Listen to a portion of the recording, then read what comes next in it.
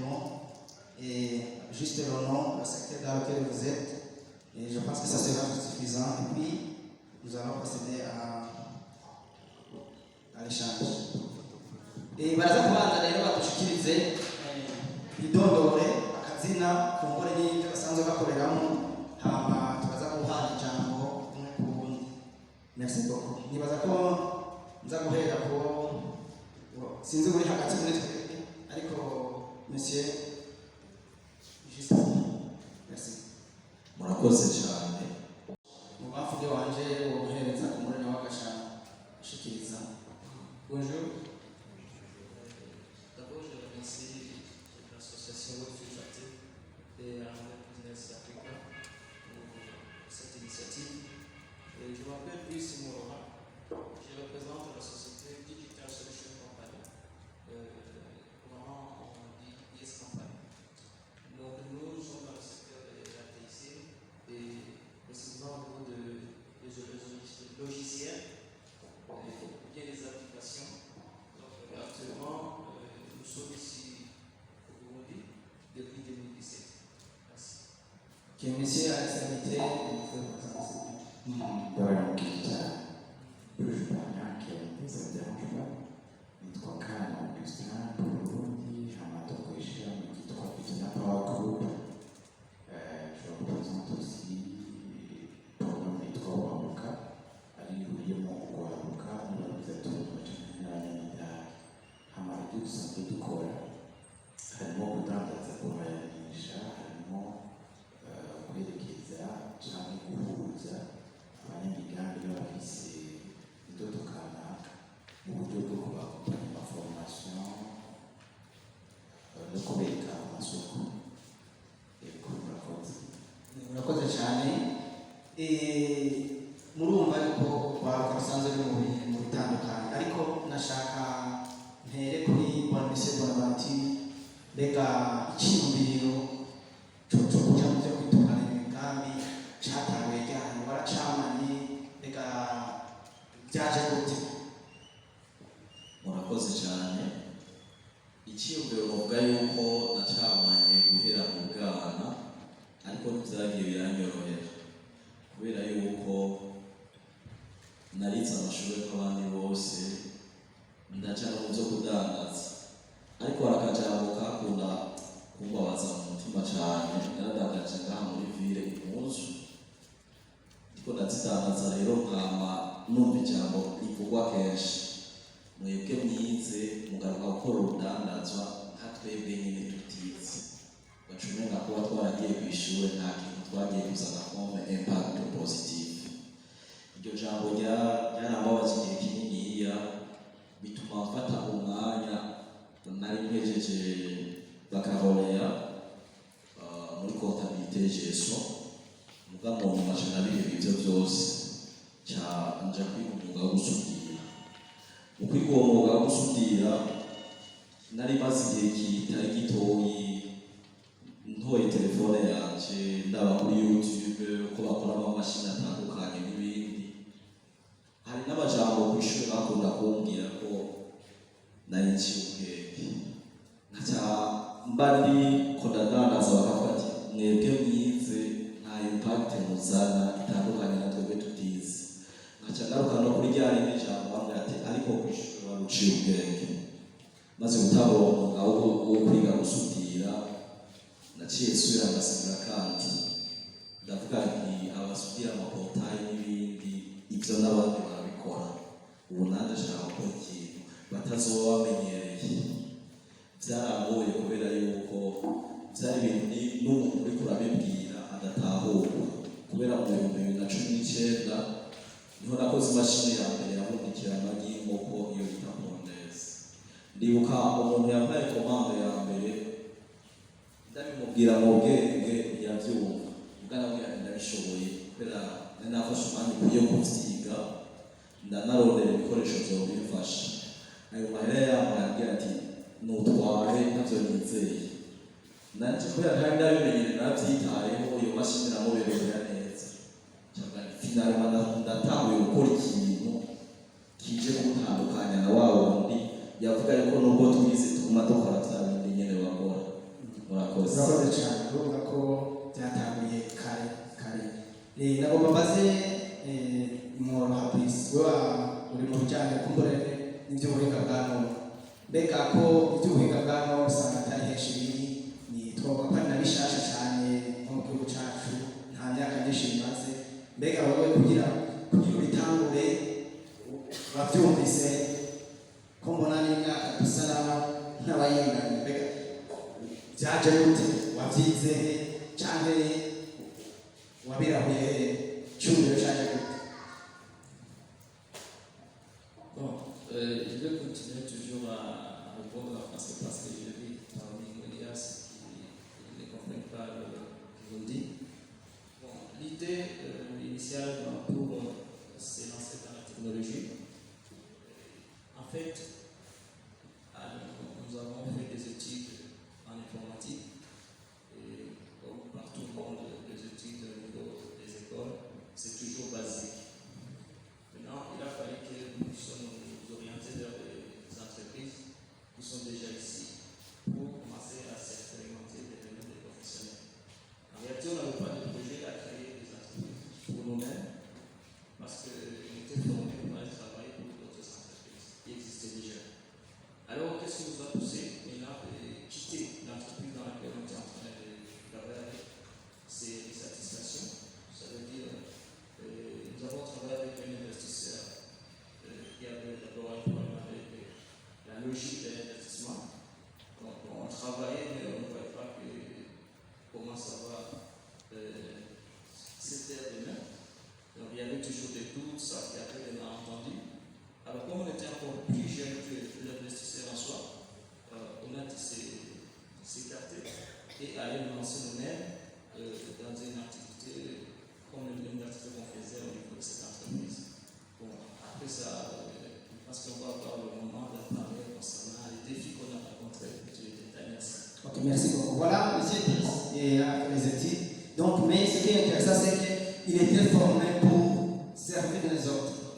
Et c'est moi, ce qui m'intéresse, c'est, voilà, il a été formé pour servir les autres, mais un jour, il décide, donc il y a quelque chose qui a déclenché à ce qu'il pense à être servi, donc à créer son propre emploi.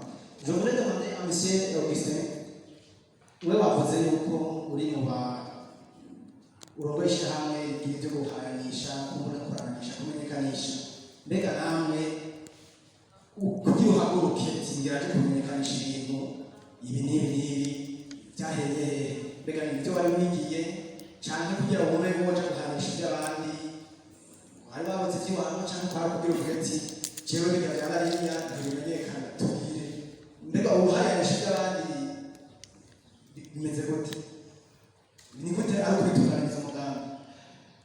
Murakoze cyane. Magambo make guhayanisha ntiduhayanisha gusa iby'abandi, turafise iby'iwacu natwe tubigura, turafise isabuni, amadetergent, kuvuga ushobora gukoropa, kumesa, ushobora kutugura yitwa Vipawa Super Soap, isabuni ihari. Hama kugira ngo tuze dutangure nishimye na mbere c'était ma passion. Passion yaje ko je kudandaza rero numva ko mbonye n'abarundi benshi bakora ibintu batiyumvira isoko, ariga yiyumvira akazi ahejeje ku ishuri, arahingura yiyumvira kudandaza abuze amafaranga, abuze umukiriya. Rero ushobora gusanga ubumenyi buri jewe navuga ko tumufasha wa science politique, ariko kugira ngo ntangure kudandaza nuko bwa mbere nagiye kuri mikoro nk'uko ndiko ndavuga ntabwo kuvuga baravuga ati ibintu neza urashobora kuvuga ikintu cyacu ntabwo bavuga icya mbere mbona umukiriya yaje ndavuga icya kabiri ndatangura kugira amasosiyete, ariko byarangoye kuko nk'ibitangura bambwira ngo tumutware ekole usubira ku ishuri urashaje, ni ukuvuga nava muri tawe muri ville nashika ngaha kuri Savonnon canke Dirac apiye, aho ndi kuvuga biro ku yindi kugira ngo nshobore gukorekta contact y'umushargeur wa commercial canke wa communication canke modèle ntibyaba byoroshe, ariko kubera ko passion nari mfise yari kuvuga un jour je pourrais travailler pour moi-même kugira ngo nshobore no gusereza benshi hama icyo gihe rero kirashika ibyari byoroshye ko umuntu wese yambwira wowe uracyari muto bivemo subira ku ishuri ariko inyuma yo ngaho naho nakorera abandi nagiye gusanga abo nakorera batakora ibyo jewe nyuma bashaka gukora icyo gihe rero nce mvuga reka ndabibyazemo umusaruro nca ndatangura ariko kumva z'uko bambwira ngo uracyari muto subira ku ishuri nkabura abo duhuza ivyiyumviye naciye ntangura ndakiya porogaramu yitwa ubahuka vie ton rêve ni kuvuga nasanze plusieurs personnes bariho bashaka gukora iby'abandi ari biri muri bo bashobora gukora bikaba nka innovation rero ndatangura ubahuka rero ndahamagara abajene benshi ndababwira ibyo jewe numva muri jewe ko nabishoboye kubikora ukuntu nahuje abandi bagahura n'ababosi bakabaha akazi gushika ubu turamaze guhuza abantu barenga 3500 personnes ni kuvuga ari Bujumbura canke Ruguru hama mu kubahuza twasanga hakozemo n'imigambi iyo migambi igacibura Bonaventure wewe imashini wakoze imashini ya kiri by'amagi kumbure hari izindi mashini wakoze imashini zigizwe n'ivyuma imiyaga nkuba abakozi byinshi biga byose mukoresha none wewe ko wavuye ku ishuri amafaranga nayo ukiva ku ishuri nkubura yakorera ajya bahabwa nayo ku ishuri none wabivuye mu gute kuko uno munsi ntabwo abajene bafise bavuga ngo noronka amafaranga no gukora iki niyo ntambamyi byose bose bahuriye none nawe byagenze gute kugira iyo ntambamyi uyisimbe wasabye ingurane byagenze gute kugira ngo uno munsi ushobore gukora ibintu bikarama kumbure kagira n'icyo byinjiza murakoze cyane sinovuga yuko hari umutahe w'ikirenga umuntu yari afise ariko ikintu cya mbere ko bari gufata ingingo ndafata ingingo navuga n'ibyo gutangaza bahagaritse narakoreshejwe n'abantu nkorera gusa igihe kininiya mugana ko ndarondera ubumenyi kubera yuko nkabijya nababwiye byo gusudira kuja kuziga sebo barasaba amahera makeyi yari nko mu bihumbi ijana ayo navuga nayarose ntangora ariko kugira ngo abimenyere bose naramaze igihe nkorera abandi nkorera ubusa kugira ngo ngire ubwenge bwa mbere ibyo bituma nze ndabimenye ibyo rero maze kubimenya mu nyuma naravuze ndavuye gukorera abandi ndagenda ndapanga akantu k'iwanje karafashe ako kantu kariko afashaje y'ibintu umuntu haciye avuga ati umwesiko ari karivye kubera yuko uje ukaraba aho hantu ukaraba n'ibihakorerwa ntivyari bihuye vyatahuwe ariko nagiye kugira chance muri 2023 haciye haba ihiganwa ryitwa Innovation Week cyagaruka chance yo kujana kimwe mu vyo nakora ndaciye njana imashini yakora ibyatsi n'inkwavu n'amafi gutyo bacabampa agashimwe k'imiliyoni 10 icarimpa gutangura neza by'ibanze kubera ayo mafaranga nta n'ikirato cyo kwambara nayo gusa naciye nja kurondera aho gukorera ndagura ibikoresho ndinjizamo abakozi bona bashobora kumufasha cya kibazo cy'umutahe gitorewe n'ishukutanyo nkavuga nti rero kumujene icyo guhera bwa mbere ni determination hama amafaranga acaza mu nyuma murakoze murakoze cyane Bonaventure uravuze ati umutahe wa mbere wabaye wo gufata ingingo hanyuma uremera uratanga ingufu kugira umenye ubumenyi uronka ubumenyi ata amafaranga ushimye mbega polisi wewe nk'umujyanye n'ubuhinga bwa none kumbura ubumenyi waramaze ku ishuri hari aho bwagushikanye wavuze yuko mu byagutumye haguruka yari kijya bita satisfaction wumva utanyuzwe wumva hari ibyo ushaka mbega nawe igihe bishika uko ukavuga ati jewe ngira ntabwo ikiwanje wacitungananye kuko urwaruka kwishyira muri ibi bintu kumbura mu byo usanzwe ukoreramo usanga bagira inama yo kuronka aho bigira ugasanga ubumenyi ibyo bifuza gushikako hari abo bataronka bavyiga hari na benshi urwaruka usanga bataronka aho ushobora gukoresha ubwenge ariko ugasanga afise ivyiyumviro none wewe uno munsi ufise wavuze ko ufise sosiyete uruganda rukora ibyo nyene by'amamashini n'iki mwambari n'amalogisieli. Uno munsi harabona uwo uriko uraherekeza mu bijyanye n'ubumenyi. Mbega uno munsi ntabwo muhura nazo nk'umuntu afise sosiyete, apana nk'umuntu akiri kararondera, ntabwo muhura nazo kugira ngo ushobore umugambi wawe ushobore kuba umuhagaze uno munsi niza nka zitatu canke zine. Merci beaucoup. La question c'est qui concerne les défis, je crois qu'il y en a beaucoup. Au niveau du secteur de l'informatique, je pense que c'est très très compliqué. Ça commence d'abord par l'éducation. Il y a ceux qui vont avoir accès à des écoles qui forment beaucoup mieux que d'autres. Et puis, ça doit coûter quelque chose.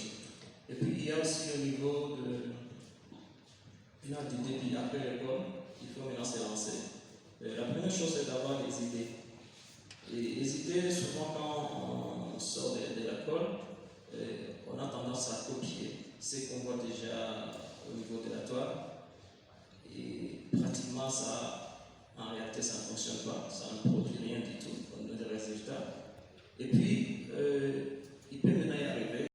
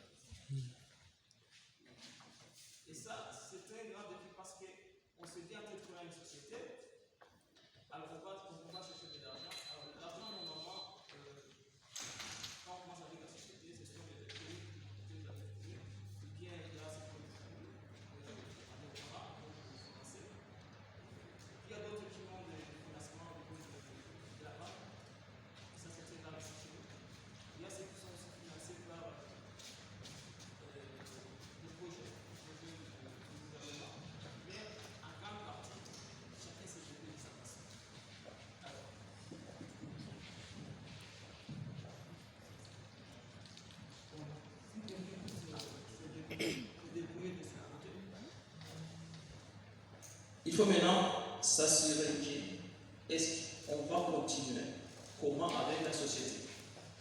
Et à ce niveau, c'est là où la plupart des jeunes avec qui on était depuis 2017, même avant, et aujourd'hui ils ne sont plus dans le secteur de l'informatique.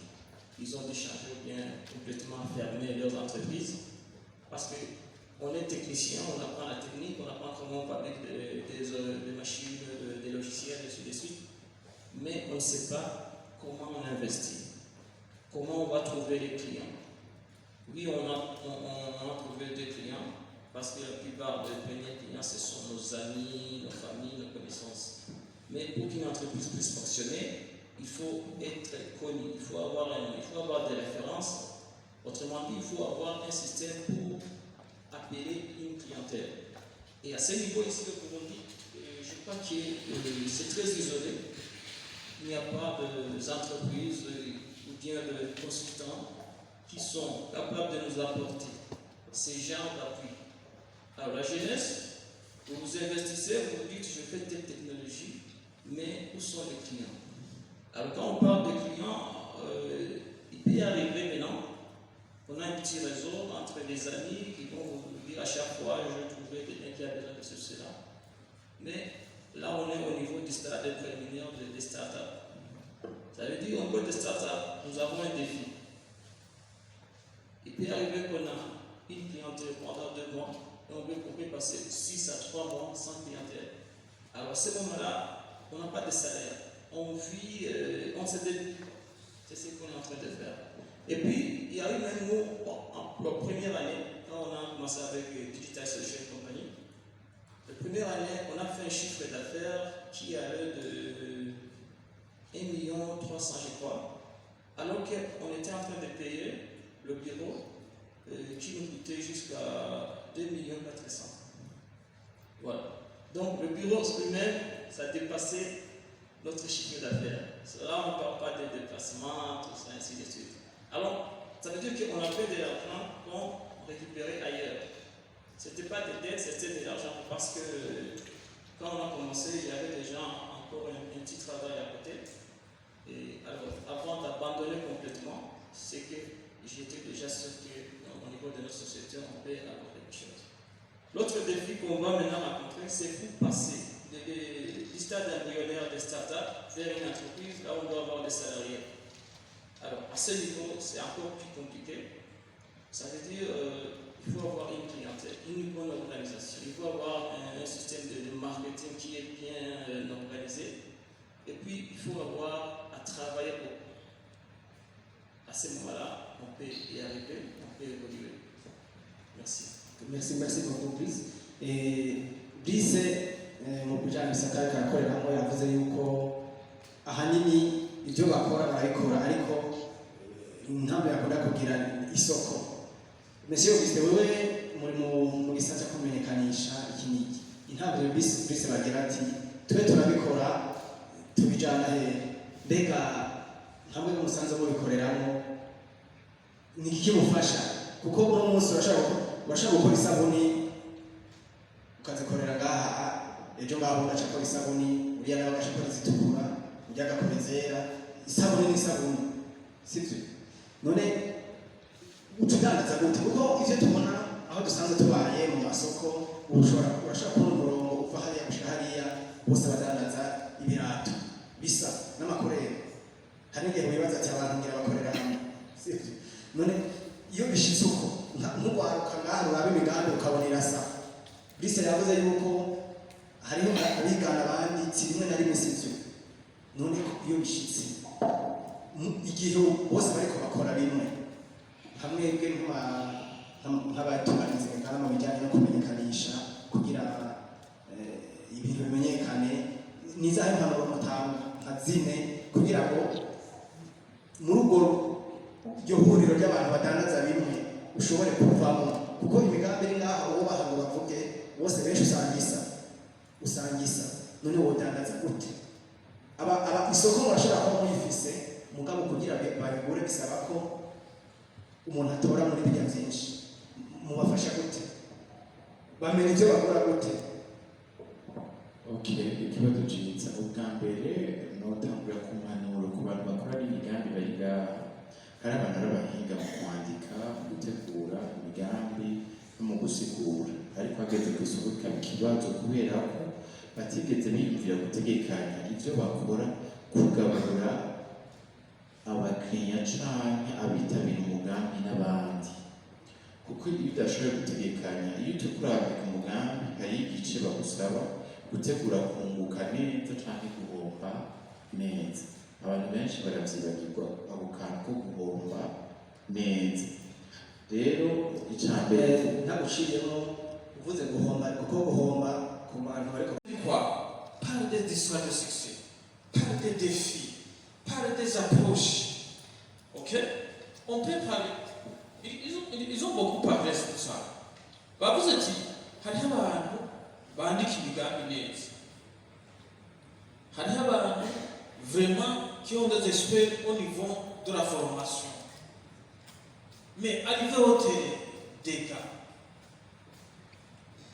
parce que il y a un esprit entrepreneurial à Wambadafis. Si vous voyez, il y a un esprit entrepreneurial à Wambadafis. Alors,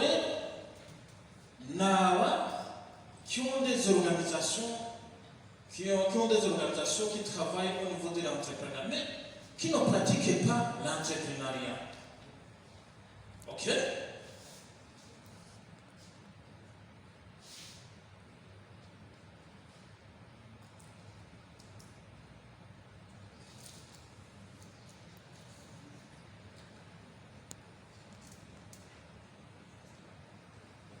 Ok.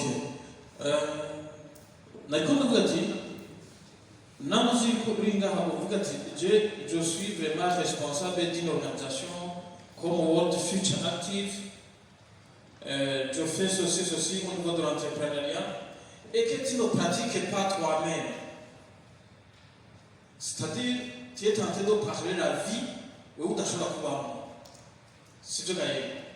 Il faut essayer, est-ce que ce que je parle, c'est vraiment ma passion? Est-ce que vraiment moi aussi je peux le faire? Et puis, lorsque tu vas faire une formation, tu parles de ta vie. Moi, alors, je vais vous parler ma vie. Moi, personnellement, je vais vous parler ma vie en tant que personne responsable d'une organisation et aussi en tant qu'entrepreneur. Ok? Le gestionnaire d'État vient de m'informer qu'on peut se passer, ça a été parti pour faire une petite pause et on va